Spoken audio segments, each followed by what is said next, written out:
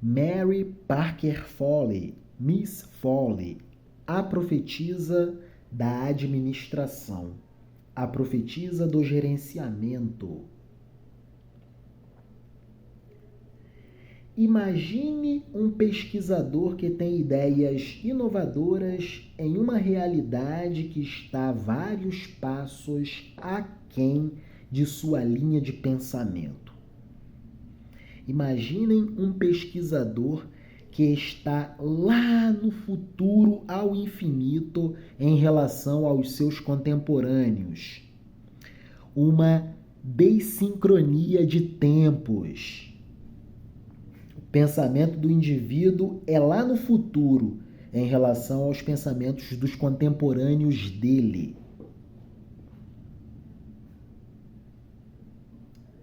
Nesse caso, é provável que seja muito difícil para este pesquisador se fazer ouvir, receber crédito e conseguir avançar nas linhas sobre sua teoria e pesquisa. Ele ainda corre o risco de ser silenciado e boicotado, e até de ser ridicularizado pela sociedade que dificilmente compreenderia suas propostas. Tempos diferentes. O indivíduo vive num tempo completamente diferente do tempo de seus contemporâneos. O pensamento desse indivíduo é no futuro ao infinito.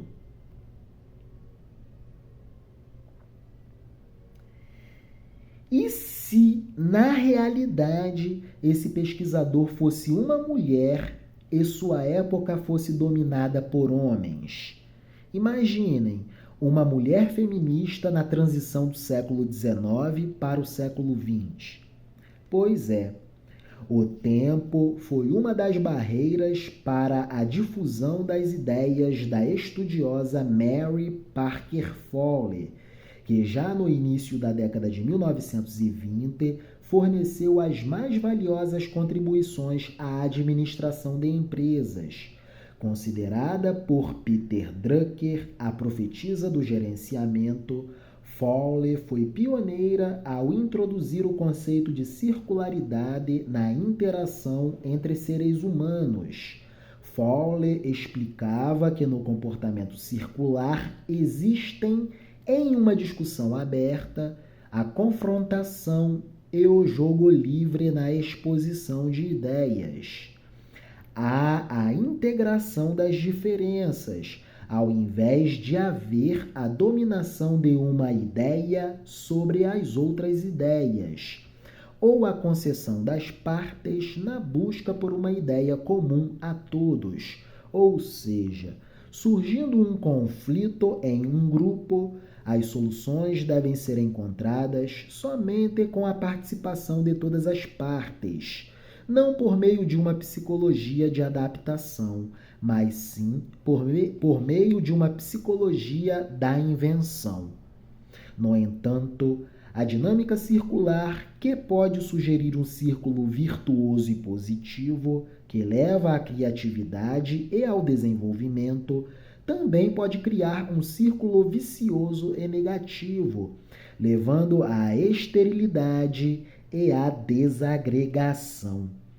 Imaginem, na década de 1920, ambiente de negócios norte-americano totalmente dominado por homens. 1920, transição praticamente do século XIX para o século XX. Aparece em várias conferências uma mulher falando sobre essas novidades.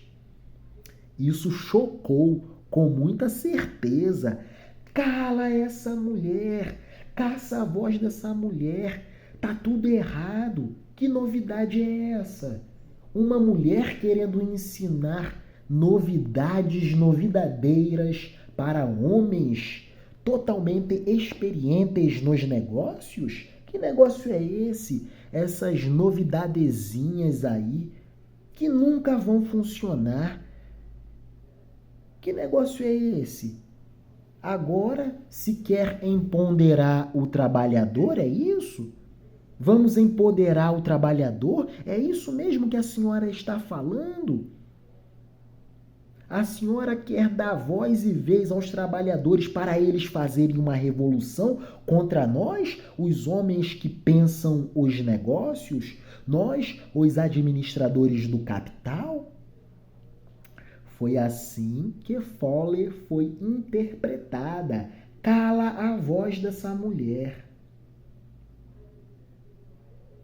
No momento em que um membro do grupo toma posição frente aos demais, os outros membros também tomarão uma posição em relação a ele.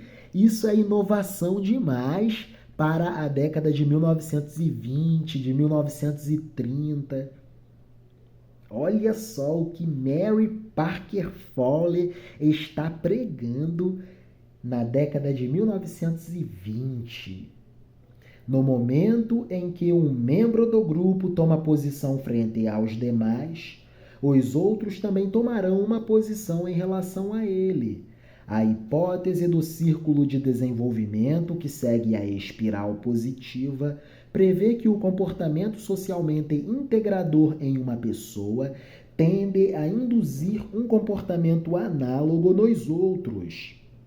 Instaura-se, portanto, um clima favorável que, de acordo com Domenico De Masi, multiplica e enriquece a troca de informações em todos os níveis, elimina as ameaças e os medos, potencializa a coragem de tentar, atrai do exterior os melhores cérebros, protege os participantes com personalidades mais fracas e os ajuda a permanecer no grupo.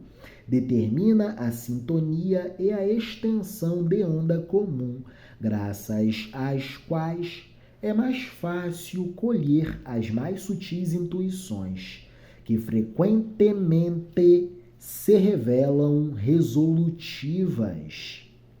São muitas novidades para uma época em que imperava o taylorismo fordista. Só se falava em tarefa e produtividade, e com Fayol sobre estrutura, mas nada se falava sobre as pessoas, sobre o aspecto humano do trabalhador, a subjetividade do trabalhador. Só se falava em tarefa, Taylor, produtividade na fábrica, Ford, e estrutura da organização empresarial, Fayol.